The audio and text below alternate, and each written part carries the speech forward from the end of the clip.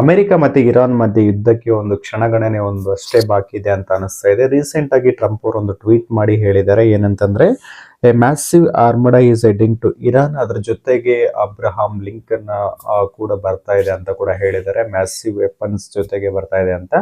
ಈ ಇನ್ನು ಸುದ್ದಿಯಲ್ಲಿ ನಾವು ಆರ್ಮಡ ಅಂತ ಎಲ್ಲಾ ಕಡೆ ಸುದ್ದಿ ವಾಹಿನಿಗಳಲ್ಲಿ ಈ ಮಾತನ್ನ ಕೇಳ್ತಾ ಇರ್ತೇವೆ. ಇಷ್ಟಕ್ಕೂ ಈ ಆರ್ಮಡ ಅನ್ನೋದೇನು ಅಂತಂದ್ರೆ, ಸೊ ಇದು ಬಂದ್ಬಿಟ್ಟು ಎಲ್ಲ ಯುದ್ಧ ಉಪಕರಣಗಳನ್ನ ಹೊಂದಿರತಕ್ಕಂತ ಒಂದು ಗುಂಪಿಗೆ US ಆರ್ಮಡ ಅಂತ ಕರೀತಾರೆ. ಅಂತಂದ್ರೆ ಒಂದು ಬಂಕರ್ ಬಸ್ಟರ್ಸ್ ಆಗಿರ್ಬೋದು, ಏರ್ಕ್ರಾಫ್ಟ್ ಏನು ಯುದ್ಧ ವಿಮಾನಗಳಾಗಿರ್ಬೋದು, ಮತ್ತೆ ಮಿಸೈಲ್ಸ್ ಗಳಾಗಿರ್ಬೋದು, ಇವೆಲ್ಲ ಏನು ಯುದ್ಧಕ್ಕೆ ಬೇಕಾಗಿರ್ತಕ್ಕಂಥ ಎಲ್ಲ ಒಂದು ವೆಪನ್ಸ್ ಅನ್ನ ಕ್ರೋಢೀಕರಿಸಿರ್ತಕ್ಕಂಥ ಒಂದು ಗುಂಪಿಗೆ ಒಂದು ಆರ್ಮಡ ಅಂತ ಕರೀತಾರೆ.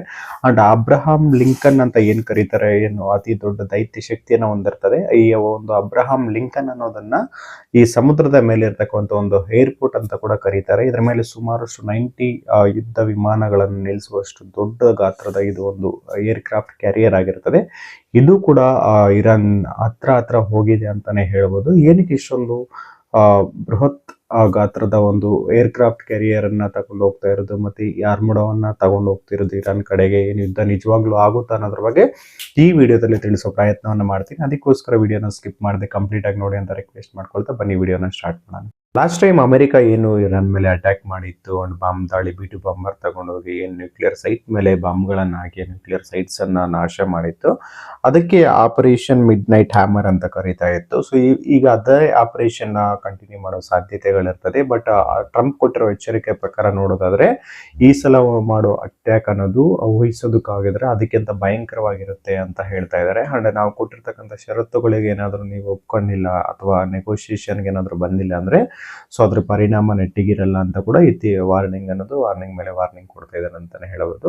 ಅಂಡ್ ಇನ್ನೊಂದು ವಿಚಾರ ಏನಪ್ಪಾ ಅಂತಂದ್ರೆ, ಈಗ ಅಮೆರಿಕ ಏನು ವೆನಿಜುವೆಲಾ ಮೇಲೆ ದಾಳಿ ಮಾಡಿ ಅಲ್ಲಿರ್ತಕ್ಕಂಥ ಅಧ್ಯಕ್ಷರನ್ನ ಕ್ಯಾಪ್ಚರ್ ಮಾಡ್ಕೊಂಡ್ ಬಂದ್ರಲ್ಲ, ಅಷ್ಟು ಈಸಿ ಅಂತೂ ಇರಾನ್ ಮೇಲೆ ಮಾಡ್ಲಿಕ್ಕಂತೂ ಸಾಧ್ಯನೇ ಇಲ್ಲ. ಯಾಕಂತಂದ್ರೆ ಲೆಕ್ಕಾಚಾರ ವೆನಿಜುವೆಲಾ ಇರಾನ್ಗೆ ಕಂಪೇರ್ ಮಾಡೋದಾದ್ರೆ, ಸೊ ಇರಾನ್ ಬಳಿ ಸಾಕಾದಷ್ಟು ಏನು ಮಿಸೈಲ್ಸ್ ಗಳನ್ನೋದಿದ್ದಾವೆ, ದಾಳಿ ಮಾಡುವಷ್ಟು ಶಕ್ತಿ ಕೂಡ ಇದೆ.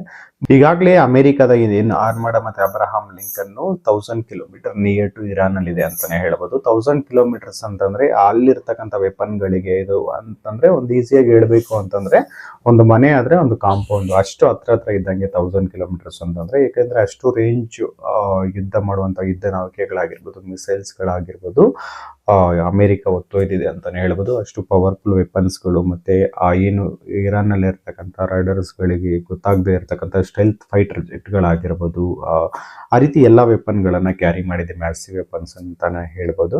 ಅಂಡ್ ಇರಾನ್ ಕೂಡ ಇದಕ್ಕೆ ತಕ್ಕಂತೆ ಏನು ಪ್ರತಿ ದಾಳಿ ಬಗ್ಗೆ ಎಚ್ಚರಿಕೆಯನ್ನು ಕೂಡ ಕೊಟ್ಟಿದೆ. ಏನಂತಂದ್ರೆ, ಯಾವುದೇ ಒಂದು ದಾಳಿ, ಅಮೆರಿಕದ ಸಣ್ಣ ದಾಳಿಯನ್ನು ಕೂಡ ನಾವು ಯುದ್ಧ ಅಂತ ಪರಿಗಣಿಸ್ತೀವಿ ಅಂತ ಕೂಡ ಅವರು ವಾರ್ನಿಂಗ್ ಅನ್ನ ಕೊಟ್ಟಿದ್ದಾರೆ ಅಂತಾನೆ ಹೇಳ್ಬೋದು.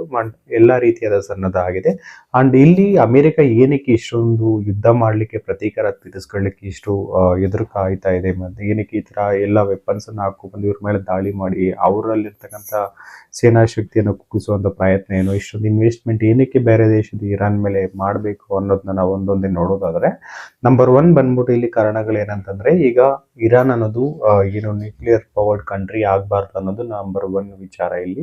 ಯಾಕಂತಂದ್ರೆ ಇಫ್ ಇನ್ ಕೇಸ್ ಅದು ನ್ಯೂಕ್ಲಿಯರ್ ಪವರ್ಡ್ ಕಂಟ್ರಿ ಆಗಿದೆ ಅಂತಂದ್ರೆ ಅಮೆರಿಕಾಗೆ ದೊಡ್ಡ ಥ್ರೆಟ್ ಅಂತಾನೆ ಹೇಳ್ಬೋದು. ಏನಕ್ಕೆ ಥ್ರೆಟ್ ಅಂತಂದ್ರೆ, ಈಗ ಅಮೆರಿಕ ಒಂದ್ಸಲ ಸುಮ್ಮನೆ ಆಗಿ ಇದೇನಾದ್ರು ನ್ಯೂಕ್ಲಿಯರ್ ಪವರ್ಡ್ ಕಂಟ್ರಿ ಆಯ್ತು ಅಂದ್ರೆ ಎನಿ ಟೈಮ್ ಅಮೆರಿಕ ಮೇಲೆ ದಾಳಿ ಮಾಡ್ಬೋದು ಇರಾನು. ಪಕ್ಕದಲ್ಲೇ ಇರ್ತಕ್ಕಂಥ ಇಸ್ರೇಲ್ ಮೇಲೆ ಕೂಡ ದಾಳಿ ಮಾಡೋ ಸಾಧ್ಯತೆಗಳಿರ್ತವೆ.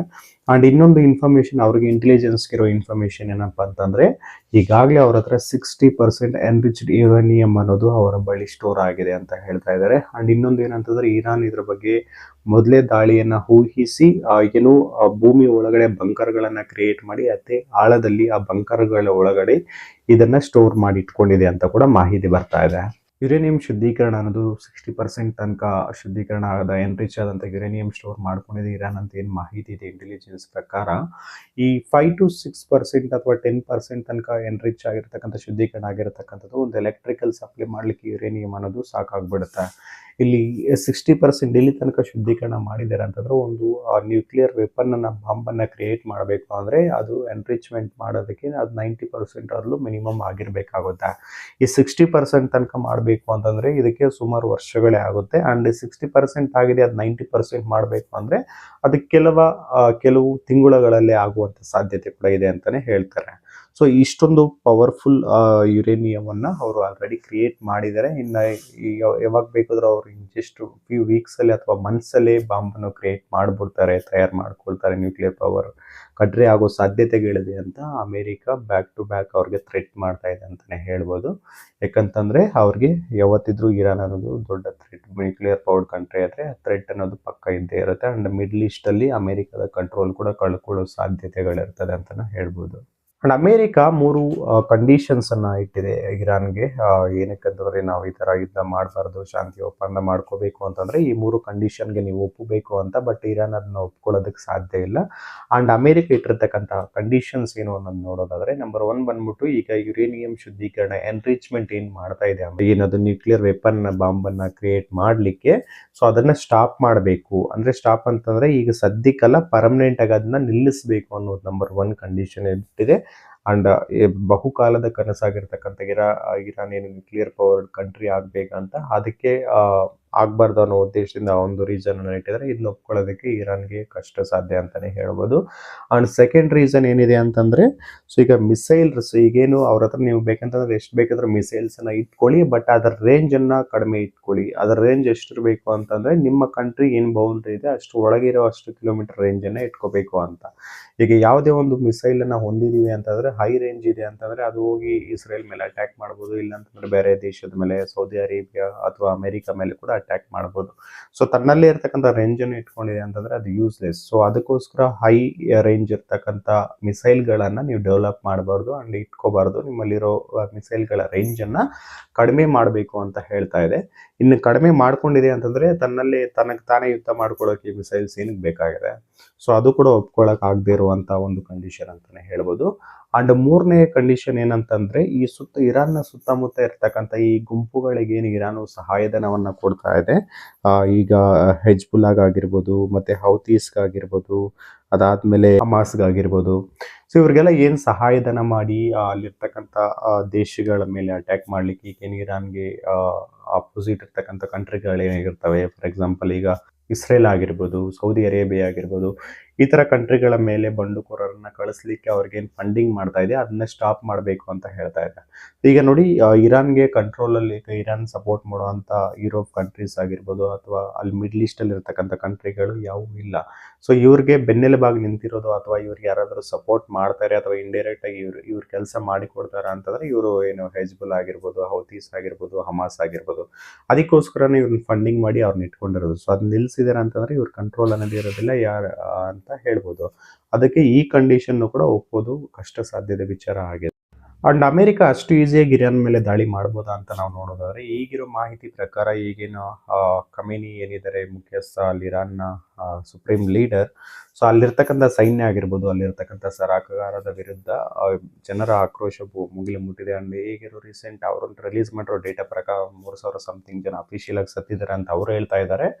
ಬಟ್ ಏನು ಈ ಬೇರೆ ಬೇರೆ ಸರ್ವೆಗಳ ಪ್ರಕಾರ ಹೇಳೋದಾದ್ರೆ 30,000 ಜನ ಅಷ್ಟು ಸತ್ತಿದ್ದಾರೆ ಅಂತ ಕೂಡ ಅವರು ವರದಿಗಳನ್ನ ಕೊಡ್ತಾ ಇದ್ದಾರೆ. ಅಂಡ್ ಇಷ್ಟು ಜನಾಕ್ರೋಶ ಪ್ರತಿಭಟನೆಗಳಾಗ್ತಾ ಇದ್ರು. ಇನ್ನೊಂದು ಹೇಳ್ಕೊಳ್ಳುವಂತ ವಿಚಾರ ಏನಪ್ಪಾ ಅಂತಂದ್ರೆ, ಸೈನ್ಯ ಅನ್ನೋದು ಇನ್ನು ಖಮೇನಿ ಅವರ ಕಂಟ್ರೋಲ್ ಅಲ್ಲೇ ಇದೆ, ಮತ್ತೆ ಅಲ್ಲೇನು ಅಡ್ಮಿನಿಸ್ಟ್ರೇಷನ್ ಆಫೀಸರ್ಗಳಿದ್ದಾರೆ, ಸೊ ಅವರು ಕೂಡ ಈ ಖಮೇನಿ ಮುಖ್ಯಸ್ಥ ಏನಿದ್ದಾನೆ ಸುಪ್ರೀಂ ಲೀಡರ್ ಅವ್ರ ಕಂಟ್ರೋಲ್ ಅಲ್ಲೇ ಇದ್ದಾರೆ. ಅದಕ್ಕೋಸ್ಕರ ಅಷ್ಟು ಈಸಿ ಆಗಿಲ್ಲ ಅಮೆರಿಕ ಬಂದು ಅಟ್ಯಾಕ್ ಮಾಡಿದ್ರು ಕೂಡ ಸೋಲೋದಕ್ಕೆ ಅಂತ ಇನ್ನೊಂದು ಅಭಿಪ್ರಾಯ ವ್ಯಕ್ತವಾಗ್ತಾ ಇದೆ. ಅಂಡ್ ಇರಾನ್ ಮೇಲೆ ಅಮೆರಿಕ ಅಟ್ಯಾಕ್ ಮಾಡ್ತು ಅಂದ್ರೆ ಅಷ್ಟು ಈಸಿಯಾಗೂ ಕೂಡ ಆಗೋದಿಲ್ಲ ಈ ಯುದ್ಧ ಅನ್ನೋದು. ಯಾಕಂತಂದ್ರೆ ಇದು ವೆನಿಜುಲಾ ಅಷ್ಟು ವೀಕ್ ಕಂಟ್ರಿ ಅಂತಾನಲ್ಲ, ಇವ್ರ ಹತ್ರ ಕೂಡ ಸುಮಾರಷ್ಟು ಮಿಸೈಲ್ಗಳ ಸ್ಟಾಕ್ ಇದೆ ಅಂತಾನೆ ಹೇಳ್ಬೋದು. ಅಂಡ್ ಮೇನ್ ಮೋಟೋ ಏನಂತಂದ್ರೆ ಅಮೆರಿಕದ ಇವ್ರ ಹತ್ರ ಇರ್ತಕ್ಕಂಥ ಎನ್ರಿಚ್ಡ್ ಯುರೇನಿಯಂ ಅನ್ನ ಡಿಸ್ಟ್ರಾಯ್ ಮಾಡಬೇಕು ಅಂತ.